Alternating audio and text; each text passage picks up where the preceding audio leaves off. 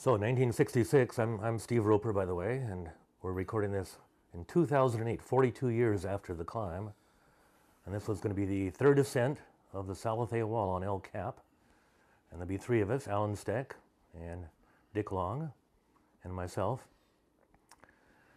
And we have to apologize, the quality is not the best because Dick Long had bought the camera the night before. He didn't tell us.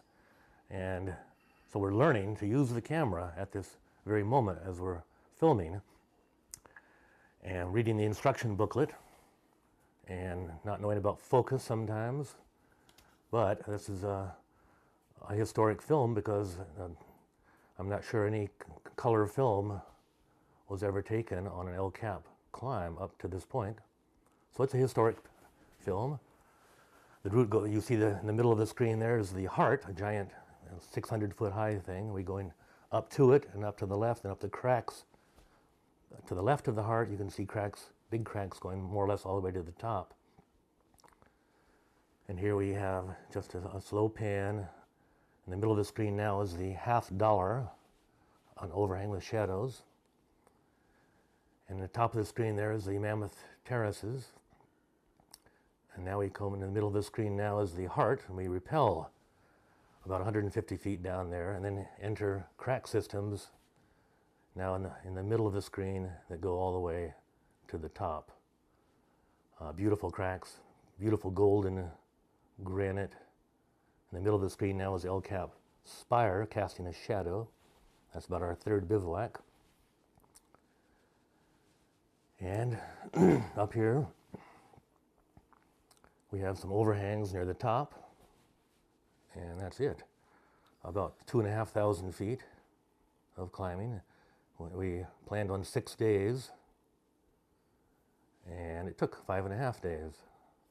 There's me in my shirt, and there's Alan Steck, who turned 40 years old not more than 2 weeks earlier. So an old man, a very old man. I felt too. my age. This is Alan speaking now.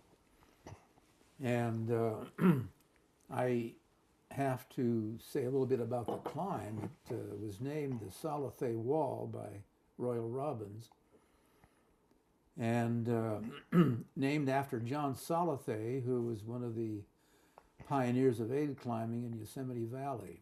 John was a Swiss and had one of his major contributions to climbing was to the manufacturing of hard steel pitons, which enabled him to climb the Lost Arrow Chimney and Arrow Tip with Axe Nelson.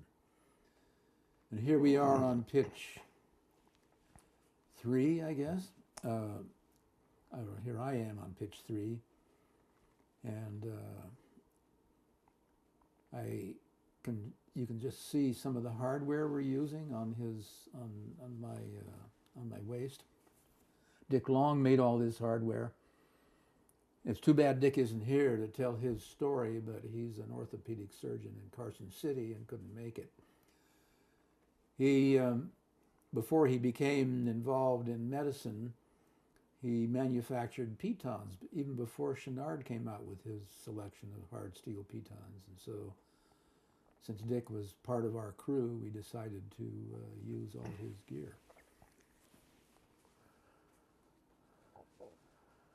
So the first little overhang there, and all free now, of course, but in those days, all aid. We placed hundreds of direct aid pitons.